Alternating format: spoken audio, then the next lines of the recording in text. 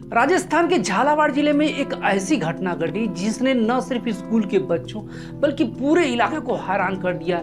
ये एक आम दिन की सुबह थी जब स्कूल की घंटी बजी, बच्चों की खिलखिलाहट से पूरा परिसर गूंज उठा। तभी कुछ ऐसा हुआ जिसने कि हर किसी को सोचने पे मजबूर कर दिया। आखिर स्कूल में ऐसा क्या हो गया था जो सबकी नजरें वहीं थम गई।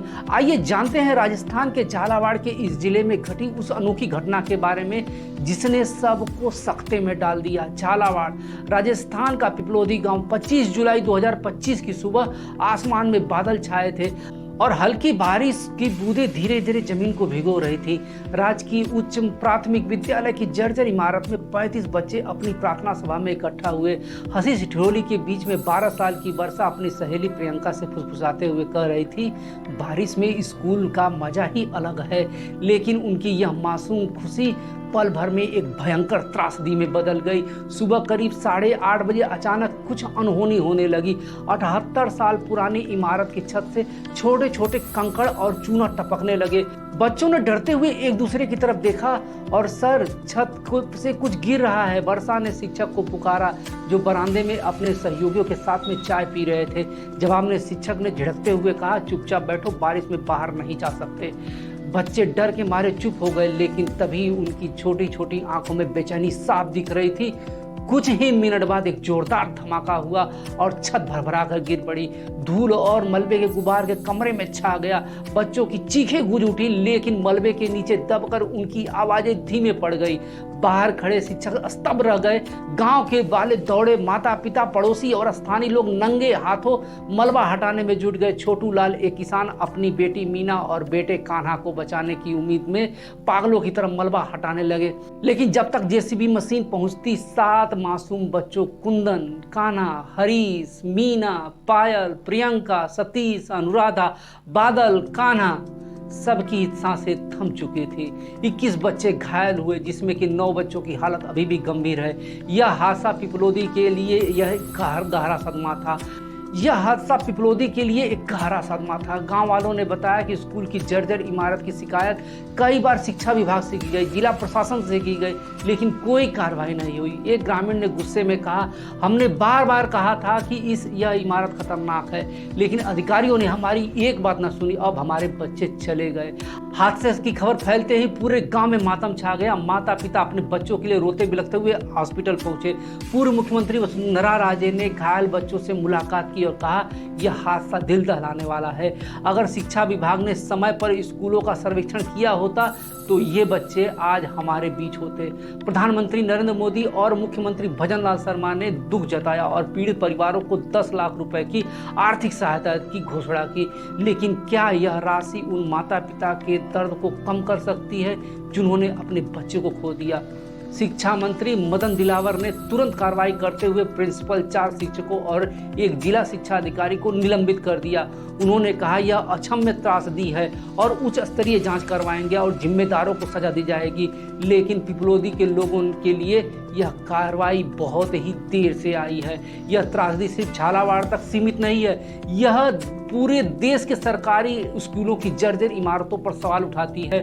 भारत में हजारों स्कूल ऐसी स्थिति में, खतरनाक स्थिति में हैं जहां लाखों बच्चों की जिंदगी दांव पर लगी हुई है। हादसे ने लोगों में गुस्सा और बदलाव की भावना को जन्म दिया है और कितने बच्चों को खोना पड़ेगा तब जाकर के सिस्टम जागेगा।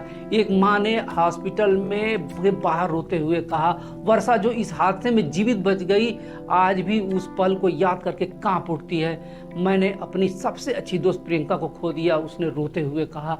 अगर उस दिन शिक्षक हमारी बात सुन लेते तो शायद वह आज हमारे साथ होती। उसकी बातें पूरे गांव और देश में दर्द को बयां करती है। पिपलोदी का यह हादसा अब एक सवाल बनकर उभरा है, क्या यह त्रासदी बदलाव का कारण बनेगी या अनगिनत ऐसे ही त्रासदियों की सूची में भी वो शामिल हो जाएगी? जवाब का इंतजार है। लेकिन तब तक पिपलोदी के लोग अपने बच्चों की याद में आंसुओं के साए में जीते रहेंगे। यह त्रासदी केवल एक हादसा नहीं है, बल्कि राजस्थान के शिक्षा तंत्र की कमियों का एक कड़वा सच है। राजस्थान की शिक्षा व्यवस्था की स्थिति को समझें। राजस्थान की शिक्षा प्रणाली का इतिहास बहुत लंबा है, लेकिन ग्रामीण क्षेत्रों में स्कूलों की बुनियादी ढांचा अक्सर उपेक्षित है। झालावाड़ की त्रासदी इसका जीवंत उदाहरण है। 25 जुलाई 2025 के पिपलौदी के राजकीय उच्च प्राथमिक विद्यालय की 78 साल पुरानी छत ढह गई, जिसमें 7 बच्चे की मौत हो गई और 21 अन्य बच्चे घायल हो गए। ग्रामीणों का कहना है कि इस जर्जर इमारत की शिकायत कई बार की गई, लेकिन शिक्षा विभाग ने कोई ध्यान नहीं दिया। राजस्थान के हजारों सरकारी स्कूल की ऐसी ही खस्ता हालतों में इमारतों में चल रहे हैं।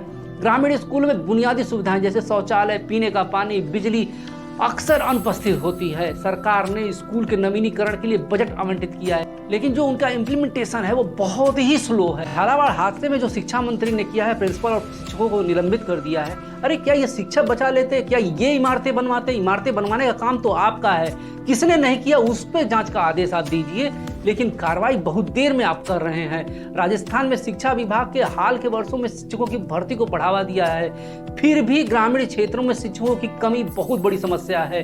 कई स्कूलों में एक शिक्षक 50 से अधिक छात्रों को पढ़ाता है, जिससे कि गुणवत्ता बहुत ही ज्यादा प्रभावित होती है। शिक्षकों के प्रशिक्षण पर पर्याप्त ध्यान नहीं दिया जाता है। विद्या संबल योजना के तहत अतिथि शिक्षकों की नियुक्ति एक सकारात्मक कदम है, लेकिन कई शिक्षकों के समय पर वेतन न मिलता, जिससे इनका मनोबल टूट जाता है। राजस्थान में सरकारी स्कूलों की शैक्षिक गुणवत्ता अक्सर निजी स्कूलों से पीछे रहती है। समग्र शिक्षा अभियान और राष्ट्रीय शिक्षा नीति के तहत सुधार किए जा रहे हैं, लेकिन ग्रामीण क्षेत्रों में ड्रॉप आउट रेट, खासकर बालिकाओं में जो लड़कियां हैं उनमें बहुत ज्यादा है। लड़कियों की शिक्षा को बढ़ावा देने के लिए गार्गी पुरस्कार और मुख्यमंत्री हमारी बेटियां जैसी योजना चल रही हैं, लेकिन सामाजिक रूढ़ियां और आर्थिक तंगी इन प्रयासों में बाधित कर रही है। झालावाड़ जैसे हादसों ने यह दिखाया है कि शिक्षा विभाग की प्राथमिकताएं अक्सर गलत दिशा में होती है।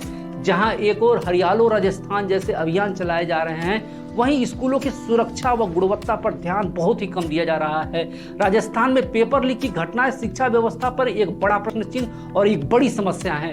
हाल में ही डिप्टी जेलर की परीक्षा पर पेपर लीक होने की खबर से छात्रों और अभिभावकों में बहुत बड़ा आक्रोश हुआ। यह न केवल शिक्षा प्रणाली व पारदर्शिता पर प्रश्न उठाता है, बल्कि लाखों छात्रों के भविष्य पर भी ये प्रश्न चिन्ह उठाता है।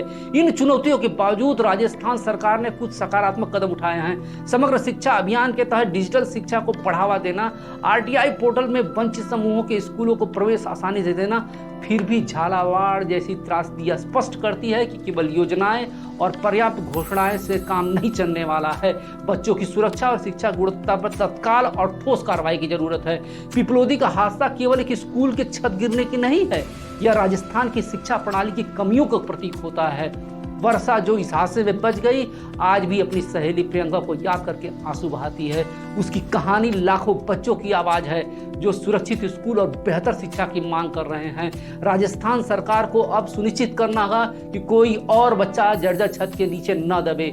यह समय है कि शिक्षा को केवल बजट व योजनाओं का हिस्सा नहीं, बल्कि बच्चों का भविष्य का आधार बनाया जाए। लेकिन यह तस्वीर को आप देखिए, जिस शिक्षा मंत्री को शोक मनाना चाहिए वह उत्साह मना रहा है और माला पहन रहा है, और उन लोगों को शर्म आनी चाहिए जो लोग इनको माला पहना रहे हैं और इनके भगत कर रहे हैं। अरे जाति धर्म पर कब तक लड़ते रहोगे? कभी तो अपनी बुनियादी आवश्यकताओं पर वोट करो। ऐसे बच्चे मरते रहेंगे, ये कीड़े मकोड़े नहीं, ये गरीब के बच्चे हैं। मर गए तो क्या हुआ, लेकिन इन बच्चों को बचाना हमारा अधिकार है, हमें इन बच्चों को बचाना ही होगा। आपको अगर मेरा विश्लेषण पसंद आया हो तो कृपया मेरे चैनल को लाइक सब्सक्राइब कर दीजिए, ताकि आपकी मित्रता और मेरी मित्रता बनी रहे। आपने मेरे इस विश्लेषण को देखा और देश की शिक्षा के प्रति आपने चिंता जताई, इसके लिए आपका बहुत बहुत धन्यवाद।